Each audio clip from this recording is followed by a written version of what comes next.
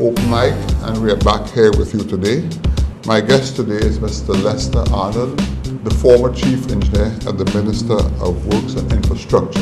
Okay, this should be quite an interesting meeting because I think there's a lot St. Lucia has to learn from where most of our money is spent, because the greatest part of our budget goes to infrastructure, roads, bridges, etc. And I shall waste very little time in getting to the point. Lester, it's very nice having you here today. Pleasure to be here. And quick question for you. Your tenure as Chief Engineer within the United Workers' Party was indeed challenging, but the advent of Thomas made your assignment more challenging. Can you elaborate a bit on that question? Yeah, sure. I mean, the office of the Chief Engineer is one that is very demanding, very trying, and can be very stressful at times. But if managed correctly, I mean, it becomes a very enjoyable position.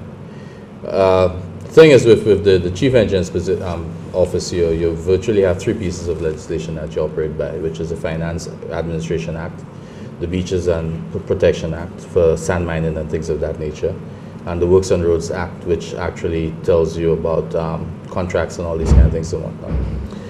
With the advent of Thomas, what you found happened was that we were placed into a mode whereby for the first month or so we had an emergency on our hands, whereby we had to deal with trying to get the country back to normal, trying to instill the confidence in persons that we were moving in the right path in terms of trying to get everything back to normalcy, because Thomas was like a traumatic shock to a lot of persons, and by trying to get things back to a sense of normalcy in the shortest space of time would actually, you know, change persons' mindsets and whatnot. So that was one of the challenges that we were faced with. Mm-hmm. I must say, however, your accomplishments subsequent to Thomas were quite extraordinary based on the extent of damage created. You first had to deal with the two main bridges in the north, which is the Shock Bridge and the Bois Bridge, which was severely compromised. Further, access to the south was severely affected by landslides at the Bartle Hill, and of course the movement of traffic became a serious issue as passengers traveling to Hunora had to move by air and sea, which was extremely difficult. The landslides from the Bartle Hill also created major problems in the Bexon area, as the waterways, rivers, were several feet above their normal bed. And now, I want to just focus a bit on the bridges. The present administration is in the process of reconstructing the Bois Bridge, and they also address the Bonterre Bridge. The Bonterre Bridge, in my opinion, okay, it's a glorified ravine. A lot of time was spent on it, and I know the administration gave their reasons for converting it into a 4-lane highway. I didn't think that was necessary at this time, because really and truly, when one looks at the traffic going up to the north, I think it was adequate, plus the fact that the finances, in my opinion, did not warrant that kind of money being spent. Additionally, what worries me quite a bit is the bypasses which they seem to put in. I mean, it was very hurtful to me to see a bypass with a beautiful paved road put down, and after a few months just come with a bulldozer and dig it up. As an engineer, what would you say was the cost of that bypass to lay down? Well, it all depends on what the way it was constructed. If I remember correctly, the figure of about close to $1 million or thereabout. I can't remember exactly now. Was spent on the bypass. The thing is, you can employ various solutions when looking at bypasses. The one that was built there was one where you had containers used as a temporary bridge and whatnot, with the paved road. We could have maybe looked at the question of diverting traffic through the Bonte area, but then that would not have been good, yeah. Exactly, because you have the condition of those roads are not designed for the traffic load in that road you'll be putting on and things of that nature.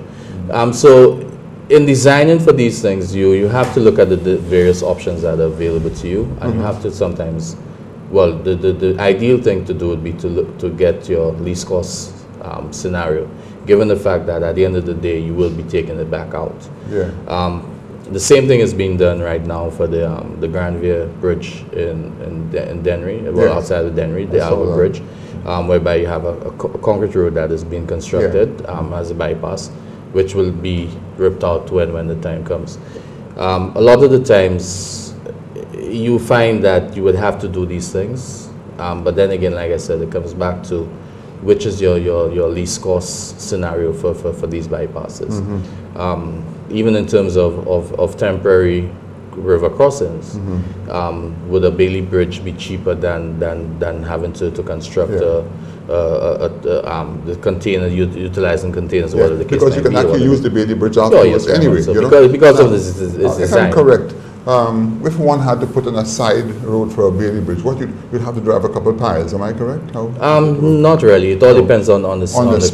not the span, but the soil conditions of the area. Okay. If you have very soggy soils, then it might require piling and whatnot. But then if you have more firmer soils, then you could just put in the abutments and build the Bailey bridges. Yeah.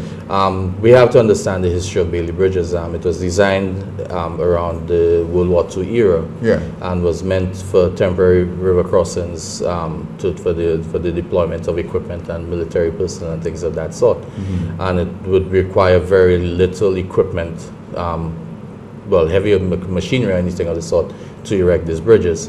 Because if you ever looked at the way a Bailey Bridge is constructed, it is more or less cantilevered and self-erecting kind of, more or less, whereby you utilize very, well, let's put it this way, you don't need any heavy cranes or anything of the sort to lift it in place. It's just, you erect it and then you just slide it across accordingly. I'm sure you've noticed in the Bardawans Bridge, it's quite a big project. I would say generally it's quite a large span. Again, I think the former administration put in a bypass road, but I'm prepared to say that bypass road is in fact a good idea because it will serve the current area, so it's not going to be wasted. They won't have to take it up for future. But the cost of $11 million or something like that for this bridge is a great topic in St. Lucia today. And again, in the absence of funds and time, I keep going back to the Bailey Bridge situation. If we had put two Bailey Bridges side by side, one for the north and south traffic there, first of all, would it be cheaper, and how much quicker would it have taken to put to? Well, the thing is, all of these type of bridges have its time and place for everything. Bailey bridges, like I indicated, are meant for temporary crossings and whatnot. Right.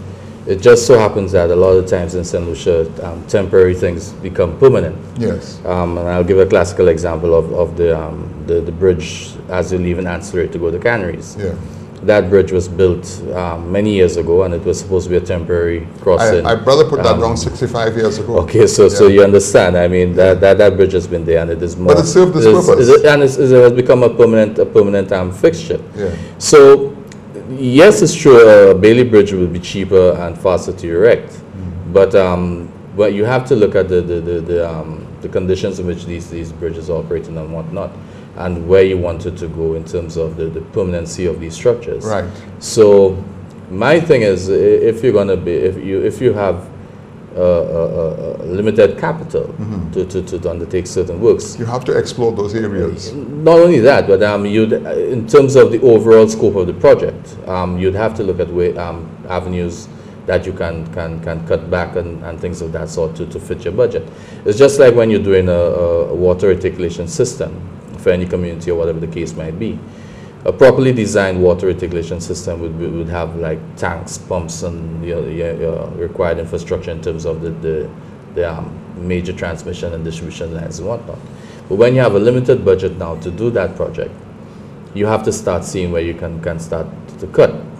And a lot of the times what you find happen is that the storage tanks are taken out and whatnot, and you're just left with the bare bones of your transmission mains and distribution lines to a certain extent.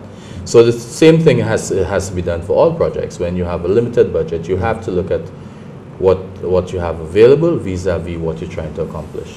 You see, my concern is that we have gone through very extraordinary times. You had Thomas, which I've heard different figures, what it cost the country. Then you had the December trough. These are very unusual times, and with the climate change, we all know for a fact that there's going to be an abundance of water coming down. St. Lucia is a very hilly country, so we expect all those disasters to take place. And I'm saying you have first the Bonterre Bridge, the Bois-d'Orange Bridge, and the Shock Bridge to address. In addition to that, there are about 4 areas on the Castries-Rosé Highway which have to be addressed. Number one, right the JQ Mall, you have an underpass there. Then you have another one down by the American Drywall building, and you have another one down by the airport. And you know, we will need money for those things. So the sooner that we can address those areas and the less money being spent, I think there should be a new focus on the way forward, because really and truly, you know, you can't make blood out of stone. And if we can't afford it, it is something we really have to look at. Now, I understand that the Bois-d'Orange Bridge was severely compromised and had to come down, and I'm told that the same applies to the Shock Bridge, and something has to be done very quickly. Folks, this is Openmike. This is the end of the first segment of our program. We'll be right back.